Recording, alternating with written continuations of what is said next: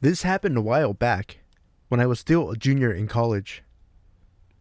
After becoming an upperclassman, students on campus didn't have to live in a dorm room or in a sorority or fraternity house anymore if they didn't want to, because they were given the option to rent an actual apartment at the college. That's exactly what I did the first chance I got. The apartments were nice, swell appliances, my personal favorite being the handy dandy microwave oven. A lot more space than a dorm, and more privacy. The particular apartment assigned to me was 2 stories instead of 1, like some of the others. The ones with only 1 floor were pretty big in diameter, mine was more narrow. It was great, and I kind of felt like more of an adult because I had house keys. Anywho, I had quite a bit of classes, clubs, sports, and other miscellaneous activities during the day, so I wasn't home a lot during the week. But on weekends, I basically had the whole place to myself, unless I had a not very rare cross-country meet or art show 2 states away. My roommate, Sydney, was a total insomniac though, so she'd do her thing during the day, and usually went on walks or out with friends at night. She'd often come back late or early, depends on how you look at it, at like 4 in the morning. I honestly had no freaking clue when she ever slept. Our apartment was usually empty or occupying one sleepy person. We got robbed a lot. Like, a lot. Super often. Probably twice a month. I complained a bunch to the administrators, but they couldn't really do anything, and in the back of my mind, I kind of knew that. The front door's lock wasn't broken, the window had locks, the robberies just happened. They'd pick the lock, or find an open window on a hot day, even if it was on the 2nd story, and steal our crappy 1990s television set, or even our microwave oven. Clearly, they were running out of things to take. We were college students. We didn't have too many valuables. I mainly complained because it wasn't really the ideal situation, but I'd never woken up to see anything stolen, and Sid never woke up because she was always awake, so the majority of the robberies were in broad daylight when I was at class, which was a little strange, or sometimes when I came back from 4-day road trips. It wasn't so unnerving because no one ever broke in when I was sleeping, but it was still annoying. Looking back on it now, it was weird how the robberies took place at really precise times, like when Sid went home for the weekend and I was in Missouri for a fundraiser, or while I was at a night class and my roommates were at a friend's.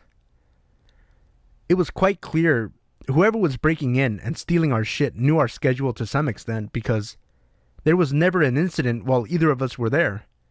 But even so, I still should have gotten out of there. Sydney was at a concert, and I didn't expect her to be home until the horizon started to brighten. I was going to go to a haunted house with some buddies for Halloween, something the college was putting on to raise money for nicer books and maybe better locks on the doors. Hint, hint, nudge, nudge, wink, wink. But my friend Sarah bailed last minute, presumably to go fuck someone, and her cousin Matt had gotten himself sick, so we rescheduled pretty late into the night. I wasn't feeling so great either though, so I wasn't too bummed, and took to curling up on my sofa and watching Slumdog Millionaire.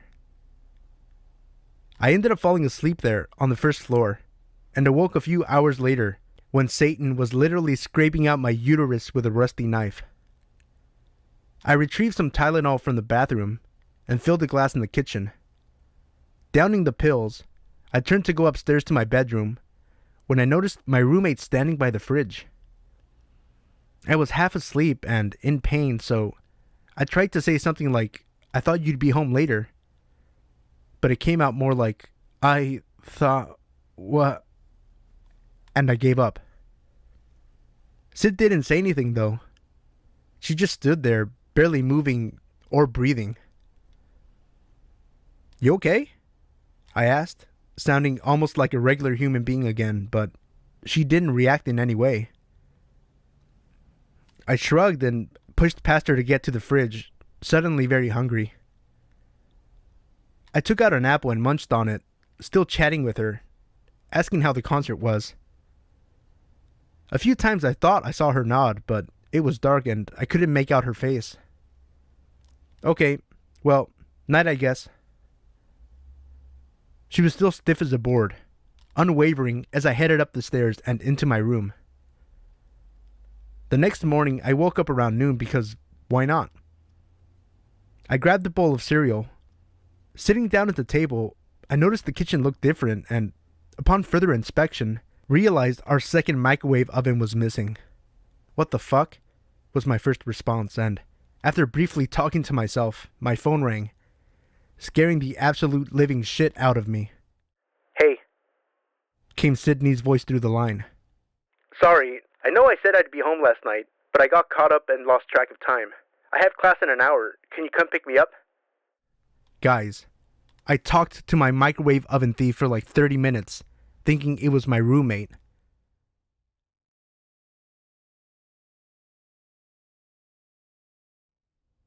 This happened to me when I was 14. On this day, I had just gotten home from school. My brother didn't ride the bus home that day, and both of my parents were still at work, so I was home alone. I think I had been home for about 45 minutes at the most. I remember that I was watching TV and I got up to get a snack. When I was walking back to my couch to sit down, I looked out my window only to see a man standing outside in front of the mailboxes that were at the bottom of my driveway, and he was looking into my house with binoculars.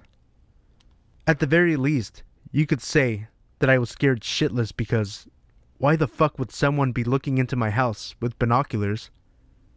Once I saw the guy, I ducked under the window, hoping to God that he hadn't noticed that I saw him.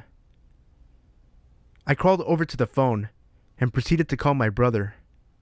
When he answered, I started crying into the phone, asking him where he was and how long it would be until he got home. My brother, of course, was really concerned and asked me what was wrong, and I told him what was happening. My brother was furious and told me he'd be home as fast as he can. Unfortunately, my brother said he had just left the school, and the walk from my high school to my house is about half an hour to 45 minutes, depending on how fast you're walking. Of course, I was very thankful to have my two protective dogs with me. They're both pit bulls, so to all of those out there who own pit bulls, you know how protective they are. They'll take a life if they need to. After I hung up with my brother, I decided to watch the guy for a good 2 to 3 minutes.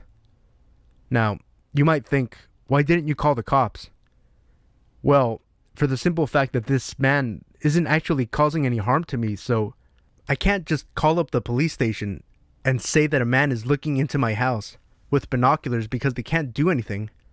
And also, I'm not the type to call the cops unless I feel that my life is actually in danger. Out of some sort of luck or something, the guy didn't actually try to do anything. He just walked off like nothing had happened. Now, some of you might think that this story wasn't actually that scary, but if you were a 14-year-old girl and you were home alone, and some guy was looking into your house with binoculars, you might be a little scared yourself. What made it so scary for me was that I really didn't know what this guy's intentions were. Was he seeing if someone was home? Was he going to try to break in and rob us? I really don't know, and honestly, I don't know why anybody would try to rob our house anyways, because if you knew what my house looked like, it wasn't the type of house that a person would want to rob. Nothing really made any sense. I'm just glad that nothing happened to me and that I haven't seen this man again since.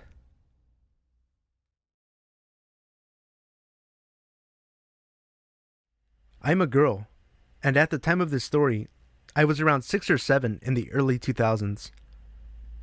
Growing up, my family all lived very close together, or actually together in one house. My aunt and 2 cousins lived with my grandparents about a mile away from me. Both my parents worked, so I spent most days there as my aunt also ran a daycare. One of my cousins, Emily, was with me in our game room playing Nintendo, Duck Hunter if I remember correctly. All the other kids had gone home, and my mom was expected to pick me up soon. Some other backstory, our family had a mechanic/handyman, Steve, since before I can remember, and they still use him today. even though he's a total crook and never completely fixes anything. He's more duct tape than anything. Anyway, while we were playing games, the landline rings, and Emily answers it, as she was the older kid, at 10. She asks who it was, but she didn't tell me what they said. Then, they must have asked who was with her because she said I was, and for some reason gave my age. The man on the line said hello, and I said hi back. He asked if I knew who he was, and I replied, "You sound like Steve." Steve was always hanging around the house just waiting for things to break so he could get paid to fix them. Steve said I was right. He told me to go to the bathroom and lock myself inside. Being a stupid 6-year-old and believing I was talking to an adult I knew, I did it. What comes next is still a bit of a blur. My mom had arrived right when I went into the bathroom and found out what I was doing from Emily. Steve told me to unlock the window that was above the toilet. I saw a shadow through the distorted glass. My mom pounds on the door, yelling, and the shadow disappears, and a trash can under the window outside falls over. I let my mom in and wonder what all the fuss was about.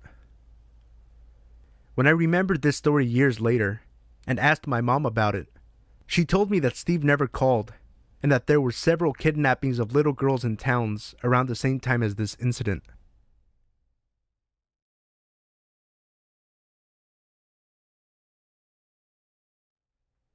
This happened a couple of hours ago, and since I'm too on edge to sleep, I thought I'd post this while it's fresh in my mind. I have a 16-week-old German Shepherd puppy, and I just collected her from my parents' house since I don't want to leave her home alone all day when I'm at work. I'd gotten into my pajamas, and I was playing some silly game on my phone when I heard a knocking sound on the garage door. My house is really small, and you can pretty much hear every noise in the house, so this didn't really bother me too much. We don't have a direct back entrance to the house. You have to go through the garage.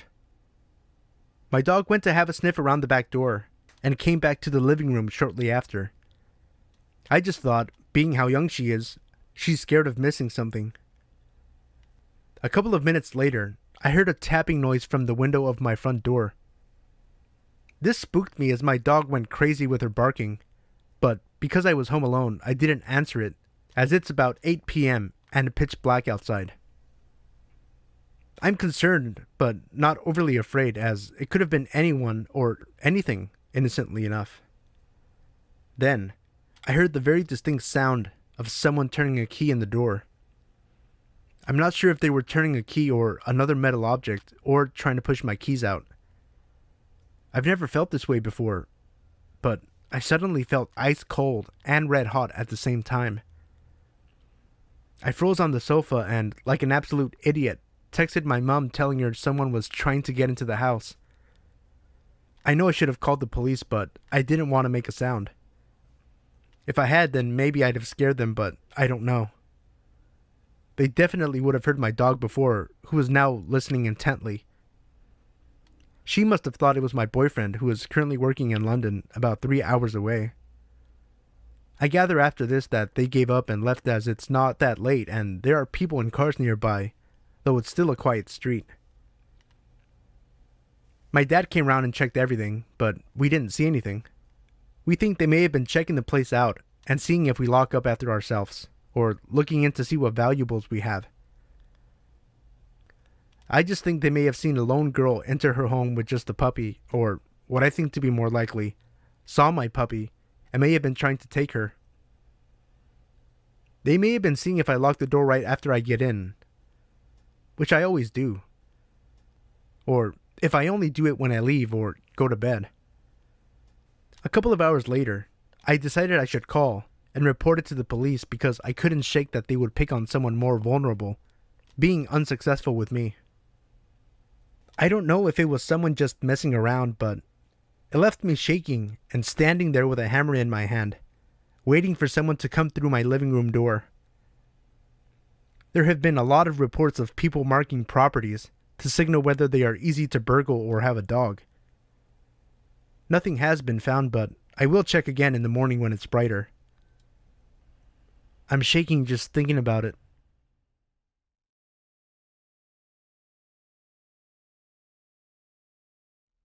A little bit of background. I'm a 22-year-old female, and I just moved to a small town from a big city with my dad. We moved into our house in early October of 2015, and we were having problems with a leaky shower in the bathroom adjacent to mine, so my dad called the plumber to come take a look. The plumber arrived around 8 a.m. the following day, while I was getting ready for work in my bathroom. My dad let him in, so I hadn't gotten a good look at him. My dad then goes down the street to gas up his car, and then leaves for work, leaving the plumber to do his job in the bathroom. My bathroom is just a toilet and vanity, with a door leading into a shared shower room that has another door leading into my dad's bathroom. So, while I was getting ready, there was only one door between the plumber and I. I guess he figured out that there was a lady in the house due to my hair dryer. Next thing I know, my bedroom door is opening and closing, and there's a very tall, very wide, very terrifying man with more legs than teeth locking my door from the inside behind him. He then walks 5 feet towards me and stops in front of my bathroom door. I freeze. He stands there, staring at me for the longest 30 seconds of my life. He hits me with the widest, untoothiest grin and literally looks me up and down multiple times. I hear the front door open and close, not knowing then that my dad had forgotten his wallet, and the plumber pivots on one foot in a twirly motion and unlocks my door and walks out. My dad runs in my room, asking if that guy had really just been in there, and goes to run after him, but the guy walked right to his truck and left without fixing our shower. My dad immediately calls the company we hired the plumber from and asks them to send someone else, not that guy. He tries to explain what happened to the manager. The manager proceeds to tell my dad it was our fault the man locked himself in the room with me because I didn't lock him out of my room in the first place. Sorry, I didn't know I needed to lock myself away in order to not be creeped on by a supposed professional. Just terrifying to think of what would have happened if my dad didn't forget his wallet.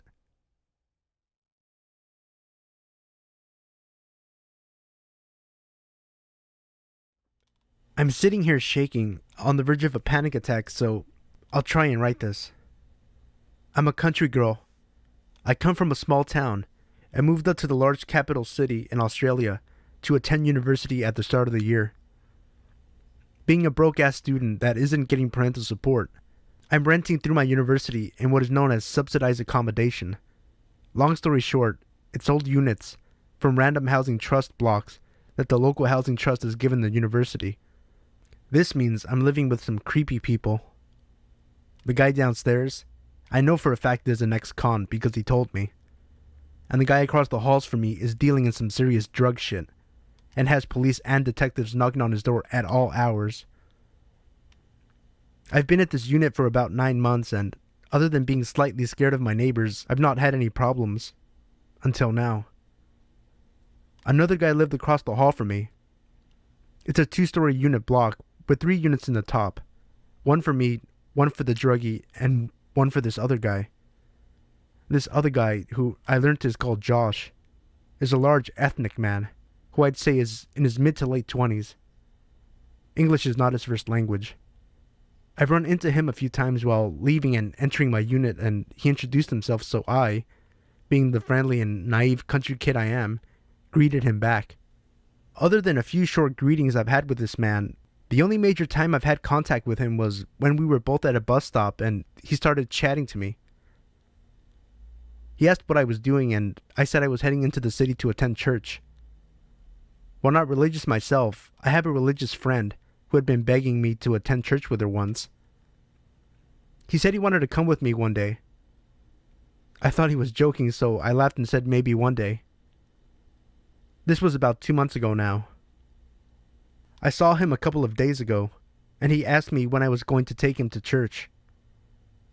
Feeling awkward, I said, I don't know, maybe one day, and bolted into my unit. I have been out all weekend, dog sitting for a university friend, and came home to find 2 notes pushed under my door. I've attached them. Good luck reading half of it because I had trouble as well. I don't know what to do. I'm fucking terrified right now. I called my friend, half laughing hysterically and half freaked out, and made her stay on the phone while I bolted down to the car, took out my small knife that I use for animal rescues, and ran back inside. I can't ring my mother because she would freak out and drop everything to make the 5-hour drive up to where I live, and she can't do that right now. She's working 5 days a week and looking after my terminally ill grandfather, and any other adults who I ring will straight away contact my mother. My friend urged me to go to the police, but while the letters are creepy as all hell, aren't actually threatening. Would the police do anything? How about it? Why don't you join me on this terrifying adventure on how to deal with a creeper?